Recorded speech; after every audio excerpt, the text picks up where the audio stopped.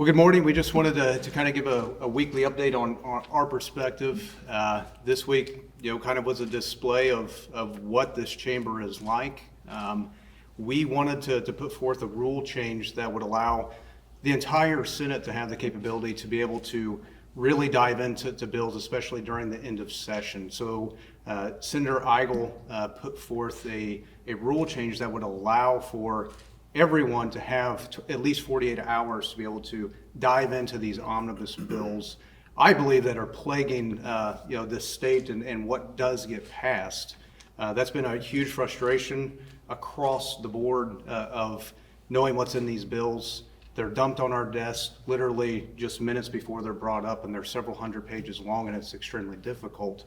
But unfortunately, what we saw was this basic uniparty, unifying the minority, which is exactly what this rule change would do. It would actually empower the minority.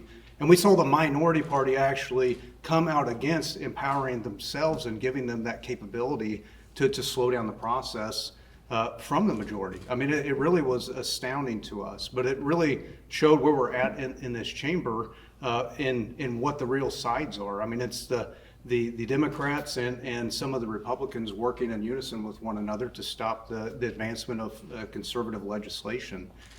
We even heard the floor, our leadership say that they haven't even referred to IP, which has been our caucus's number one priority. In all our caucus meetings, we've said that education reform, those sorts of things are the number one priorities. Yet it hasn't even been referred. I mean, it's really astounding that that's where we're at and why these things aren't moving forward. And that's why we're trying to, again, sound the alarm and be that squeaky wheel that brings this to light with people. We did have some good movement. Senator Koenig did hear education reform this week in education, had some good hearings there. But, it comes with the usual suspects against it moving educational choice. When you have the average classroom in Missouri making almost $14,000 per pupil, if you average that at 25 students per classroom, that's $350,000 per classroom. To say that now giving the option for parents to be able to take some of that money and make sure they're getting a good education no matter where at is going to be detrimental to education, I think is a farce. Florida has shown that it's a farce.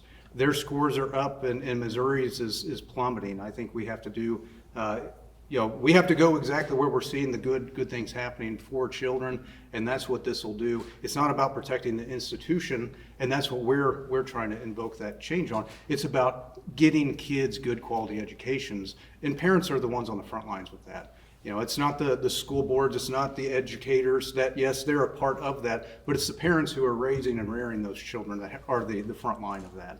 And that's the differing opinions and viewpoint and I guess mindset and ideology. But yeah, this week the takeaway to me was, first, that leadership isn't even reading the bills that are passing, as we heard, and hopefully you report upon that. And also the fact that now there's like a uniparty where the minority doesn't even want to be empowered to be the minority and have the capability to slow down the process here in the Senate. So we'd be happy to answer any questions. I know we have some senators here that would love to answer questions if you have any for them as well. You mentioned the rule change, and your caucus spent yesterday talking about that. Yep. I mean, that to me seems like it's an inside baseball proposal that affects lawmakers in the General Assembly. Why should Missourians care about this rule change? Why should we be spending so much time on it? Every single thing that's written on paper and becomes law affects 6 million Missourians. So absolutely, it affects them because it's the end result that they're the ones having to follow the laws that are passed. So when they're knee-jerk passed and slipped in, as I brought up yesterday on the floor with, don't dig deep. If you were here for that occurrence, that it was detrimental where things were slipped in that people didn't even know what they were passing, and they had to walk all this stuff back. So a lot of bad things happen when you have several 100-page bills dropped minutes before they're brought up for perfection and passage. Of course it's the Missourians and all Missourians, have a stake in that. And it's not inside baseball. It's a broken process. Can you clarify Senator Moon's position? Because he's the posted a letter on social media talking about not being allowed to be a member of the National Freedom Caucus because of his historic votes against a lot of omnibus bills. But that does seem like it's a pretty key piece of the caucus's position now. Well, again, we're our own entity, yet we are affiliated with the national. He has not been rejected. He has been invited on several occasions, and has denied that. So while there's antics going on and publicity, I mean that's the fact is we love Mike. We wanted him to be a part of this caucus. We're our own entity. We're not the national browbeating the state. So that's the fact of the matter. I hope he kind of changes thought process and course and does join. So we love Mike to death.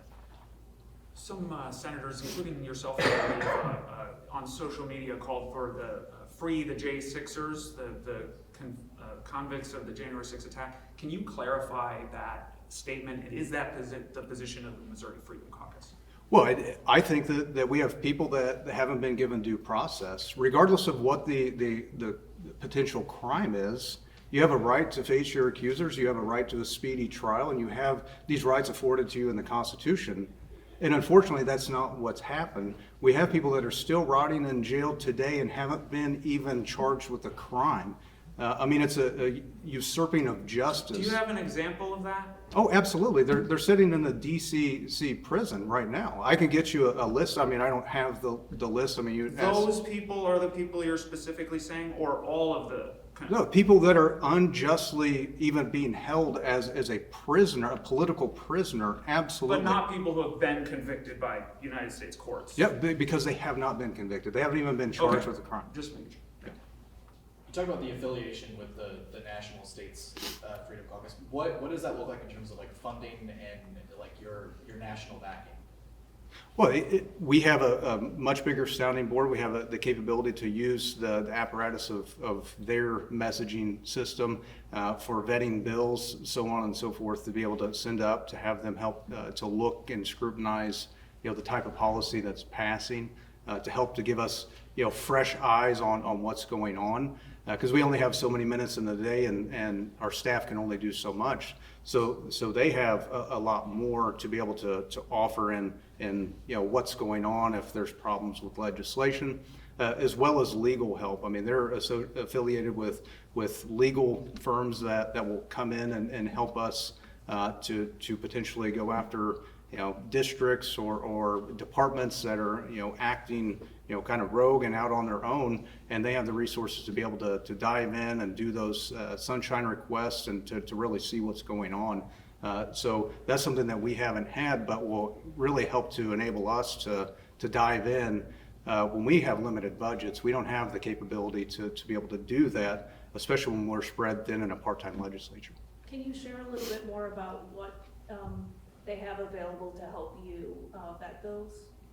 Well, I mean, they have legal, teams, and they have legal staff that we can send up, legislation, and they can look at and kind of give their perspective or what they've seen in other states that, hey, this could be an issue. So again, just like other organizations that do help, like with any sort of, vetting of legislation, they'll do that, but with our, like how we feel and our morals and values and what we feel is good quality legislation. So will they be monitoring your votes? absolutely. They monitor, honestly, everybody's votes to see, make sure that, there are people that are wanting to become members of our caucus. And, we do have, we want to uphold the brand that we say that we are who we say we are, and not just, and what we say we are, we do what we do, and we say what we say. And they do monitor that and make sure that, our members are acting accordingly. How important is it for memberships that they make the national organization happy? Well, it's not so much making them happy. It's the fact that, you say you're a freedom fighter and you're fighting for, X, Y, Z, these principles. It's one thing to say that you do that, but, are you actually doing it? Is it translating into your actions as a legislator? And that's what they want to see, and that's what they want to, try to protect. Are there any differences in legislative priorities between the Freedom Caucus and Republicans, the Republican caucus as a whole? Well, I mean, we ascribe to the Republican platform, and that's what we're trying to advance. And unfortunately, a lot of our Republicans here don't want to advance the Republican agenda items. So we're just trying to advance the Missouri Republican platform. It's not some outlandish. I know we keep seeing other people say these are a bunch of libertarians. No, everything that we're trying to do is the Republican platform, not the libertarian platform. What are some of your bill or policy priorities for this session? So education reform, IP reform, we're looking into the budget and making some really drastic cuts to an out of control budget. I kind of gave those last week, but no, I apologize. I didn't know who was here, so yeah. Do you expect the FRA to go through cleanly, or will there be a fight like there was 2 years ago? Well, in my estimation, cleanly is protecting all life and all citizens at all stages from conception all the way to natural death, and making sure that our federal dollars are matching exactly what the people here in Missouri believe and feel. So to me, that is clean. So we probably will see an amendment to whatever comes up on the floor saying no funds can be used for Planned Parenthood, or how's that going to work?